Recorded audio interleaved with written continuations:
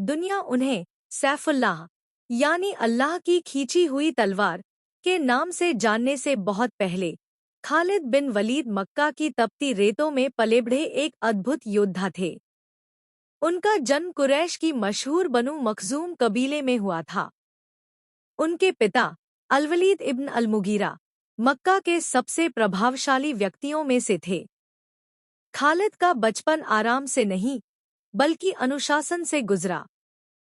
अरबी समाज में एक सच्चे सरदार की पहचान घोड़े, तीर-कमान, तलवार और युद्धक रणनीति से होती थी, और खालिद इन सब में माहिर होते जा रहे थे। उनकी जवानी तक आते आते मक्का के योद्धा उनका नाम सम्मान से लेने लगे थे। लेकिन उन दिनों खालिद इस्लाम के विरोधियों में शामिल थे। जब रसूलुल्लाह मोहम्मद सव ने लोगों को एक अल्लाह की इबादत की दावत दी, तो कुरैश का बड़ा हिस्सा इसके खिलाफ खड़ा हो गया। खालिद भी अपने कबीले की तरफ से इस विरोध में आगे रहे। उनकी रणनीतिक बुद्धि तब भी गज़ब की थी। ग़ज़वाए उहुद में जब मुसलमानों के तीरंदाज अपनी जगह छोड़ बैठे, तो खालिद, जो उस समय मुसलमान नहीं थे, ने ऐसी तेज और सटीक घुड़सवार चाल चली कि युद्ध का रुख बदल गया। उनकी सैन्य क्षमता से दुश्मन भी दंग रह गए। लेकिन खालिद का दिल बदलने लगा था। उन्होंने देखा कि इस्लाम हर रुकावट के बावजूद बढ़ रहा है। उन्होंने रसूलुल्लाह सव की सच्चाई, सहाबा का सब्र और कुरैश द्वारा किए गए अत्याचारों के बावजूद मुसलमानों की मजबूती को महसूस किया। यही चीज धीरे धीरे उनके दिल में सवाल पैदा कर रही थी। फिर आया हुदैबिया का समझौता। बहुत से कुरैश इसे अपनी जीत मान रहे थे, लेकिन खालिद ने कुछ और महसूस किया। यह कमजोरी नहीं, यह रणनीति है। इनके पीछे कोई ऐसी ताकत है जिसे रोका नहीं जा सकता।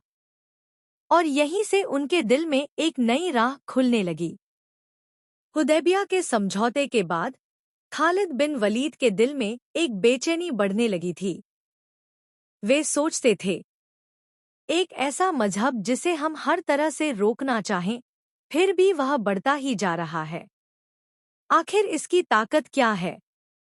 मक्का की गलियों में घूमते हुए वह अक्सर देखते कि इस्लाम अपनाने वालों के चेहरे पर एक अजीब सी शांति होती है, जबकि कुरैश की जीतें खोखली लगने लगी थी। खालिद को महसूस हुआ कि वह एक ऐसी लड़ाई लड़ रहे हैं जिसका उद्देश्य उनके दिल को कभी समझ नहीं आया। अंदर की आवाज। एक दिन वह अपने भाई वलीद से बोले, मोहम्मद सव ने जो दावत दी है उसमें कुछ तो है। हम हर बार उनका सामना करते हैं, लेकिन कभी उन पर पूरी तरह जीत नहीं पाते। भाई ने कहा, जो कुछ तुम महसूस कर रहे हो वही आज बहुत से लोग महसूस कर रहे हैं। खालिद। ये बातें खालिद के दिल पर और गहरा असर डाल गईं। वह रात जो सब बदल गई। एक रात खालिद मक्का के बाहर निकल गए। आसमान साफ था, तारे चमक रहे थे। उन्होंने मन ही मन सोचा, अगर यह रास्ता गलत होता तो इतने लोग लगातार इसकी ओर क्यों खिंचते जा रहे? और यह व्यक्ति मोहम्मद सव, जो कभी झूठ नहीं बोला, वह अचानक झूठ कैसे बोल सकता है? उनके दिल में अचानक एक दृढ़ता जागी। मैं अब सच को पहचानना चाहता हूँ। मदीना की ओर सफर। कुछ ही दिनों बाद खालिद ने फुर्सत से अपना घोड़ा तैयार किया और चुपचाप मक्का से निकल पड़े। मदीना की राह लंबी थी, लेकिन उनके दिल में एक अनोखी रूहानी हलचल थी। रास्ते में उन्हें दो और कुरैशी सरदार मिले, अमर इब्न अलास और उस्मान बिन तलहा। दोनों भी इसी तलाश में मदीना जा रहे थे। खालिद मुस्कुराए। लगता है अल्लाह ने हमारे दिलों में एक ही समय में एक ही सच्चाई डाल दी है। रसूलुल्लाह सव के सामने जब वे मदीना पहुंचे तो सहाबा खालिद को देखकर हैरान थे। खालिद आगे बढ़े, दिल धड़क रहा था। उन्होंने रसूलुल्लाह सव को देखा, चेहरे पर नूर, आंखों में रहमत। खालिद बोले, ए अल्लाह के रसूल, मैंने सच्चाई को पहचान लिया है। मेरे हाथ बढ़ाइए, मैं इस्लाम कबूल करना चाहता हूँ। रसूलुल्लाह सव ने मुस्कुराते हुए उनके हाथ अपने हाथ में लिया और फरमाया, खालिद, तुम्हारे पहले के सारे गुनाह मिटा दिए गए। खालिद की आंखों में आंसू भर आए। उन्होंने कहा, ए रसूलुल्लाह, क्या सचमुच सब मिट गए? आपने इस्लाम स्वीकार करने के बाद खालिद बिन वलीद रजी दिल से बदल चुके थे। उनकी आंखों में अब एक नया नूर था, सच्चाई का, ईमान का। मदीना की गलियों में चलने पर लोगों की नजरें उन पर ठहर जाती। वो वही खालिद थे जिन्हें कभी मुसलमानों का सबसे खतरनाक विरोधी माना जाता था, और आज वही व्यक्ति नबी करीम सव के सबसे बहादुर साथी बनने जा रहे थे। पहला मिशन, मुता का सफर। इस्लाम में प्रवेश के कुछ ही समय बाद खालिद को एक बड़ा काम सौंपा गया, ग़ज़वाए मुता। यह वह युद्ध था जहां 3 महान कमांडरों ज़ैद बिन हारिसा, जाफर बिन अबू तालिब, अब्दुल्लाह बिन रावाहा रजी एक के बाद एक शहीद हो गए। अब सेना बिखरने के कगार पर थी। सहाबा ने आपस में कहा, कमांडर का झंडा खालिद को दिया जाए। खालिद ने कभी नबी सव की मौजूदगी में युद्ध नहीं लड़ा था, लेकिन आज जिम्मेदारी उनके कंधों पर आ गई। उनके हाथों में जैसे ही झंडा आया, अल्लाह ने उन्हें वह हिम्मत और दिमाग दिया जो बहुत कम लोगों को नसीब होता है, असंभव को संभव बनाना। रूमी साम्राज्य की विशाल सेना सामने थी, गिनती में मुसलमानों की तुलना में कई गुना ज्यादा। लेकिन खालिद ने एक ऐसी रणनीति बनाई जिसे देखकर दुश्मन भी हैरान रह गया। दिन भर मुसलमानों की पोजीशन बदलते रहे, झंडे बदल बदलकर यह आभास कराया कि नई नई फौजें आ रही हैं। रात में चुपचाप सेना का एंगल और गठन बदला, दुश्मन को भूल भुलैया में डालकर सुरक्षित वापसी का रास्ता खोला। इतिहास कहता है, उन्होंने उस दिन 9 तलवारें तोड़ी। जब मुसलमान मदीना लौटे तो रसूलुल्लाह सव ने फरमाया, आज खालिद अल्लाह की तलवारों में से एक तलवार है जिसे अल्लाह ने काफिरों पर खींचा है। यही वह पल था जब दुनिया ने उन्हें जाना। खालिद बिन वलीद सैफुल्लाह, नई पहचान, नए इम्तिहान। इस एक युद्ध ने खालिद की पहचान बदल दी। अब वह सिर्फ एक कमांडर नहीं थे, वह इस्लाम का ढाल थे, सेना की जान थे और युद्ध के मैदान के बेजोड़ उस्ताद।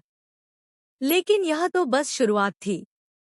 आगे उन्हें ऐसे युद्धों, ऐसे मैदानों और ऐसी जीतों का सामना करना था जो इतिहास में हमेशा के लिए दर्ज हो जाने वाली थी। भाग 4, विजयों का सिलसिला शुरू। मुता की लड़ाई में अपनी बेमिसाल रणनीति दिखाने के बाद खालिद बिन वलीद रजी का नाम सुनकर बड़े बड़े कबीलों में हलचल मच जाती थी। इस्लाम अब फैल रहा था, मगर चारों ओर बगावतें भी उठ रही थीं, खासकर यमामा, नेजद और अरब के विभिन्न इलाकों में। रिसालत के आखिरी सालों में नबी करीम सव ने खालिद को कई मिशनों पर भेजा और हर बार वे उम्मीद से बढ़कर लौटे। नेजद का अभियान, बिना खून बहाए फतह। इस्लाम की सबसे बड़ी खूबसूरती यह है कि जीत हमेशा तलवार से नहीं होती। खालिद की पहली बड़ी सफलता नेजद में इसी तरह हुई। जब उन्हें वहां भेजा गया, बहुत से लोग समझते थे कि एक बड़ी लड़ाई होगी, लेकिन खालिद ने शब्दों और अक्ल से जीत हासिल की। उन्होंने कबीले वालों से मुलाकात की, उन्हें इस्लाम का असल चेहरा दिखाया और बिना एक तीर चलाए पूरा इलाका इस्लाम में दाखिल हो गया। नबी सव को जब यह खबर मिली तो उन्होंने खालिद के लिए दुआ की, अल्लाह खालिद को हमेशा राह हक में कामयाबी दे। यमामा और झूठे नबी सव के विसाल के बाद अरब में कई फसाद उठे। सबसे खतरनाक उनमें से था मुसैलमा कज़्ज़ाब, जिसने खुद को नबी कह दिया था और हजारों लोग उसके बहकावे में आ गए थे। खलीफा अबू बकर रज़ी ने इस झूठे दावेदार को खत्म करने के लिए जिस शख्स को चुना वह और कोई नहीं, खालिद बिन वलीद थे। यही वह समय था जब खालिद की असली सैन्य प्रतिभा चमक उठी। उन्होंने मुसैलमा की विशाल सेना के खिलाफ इस्लामी फौज को इस तरह सजाया कि कमजोर मोर्चों को मजबूत किया, बहादुर सहाबा को आगे बढ़ाया। जंग के मैदान का हर कोना अपनी रणनीति के अनुसार इस्तेमाल किया। यह लड़ाई बहुत कठिन थी। सहाबा बड़ी संख्या में शहीद हुए, जिनमें मशहूर महदूदुल कुर्रा कुरान याद करने वाले भी शामिल थे। लेकिन अंत में खालिद ने मुसैलमा को उसकी ही बगिया में पकड़कर खत्म कर दिया।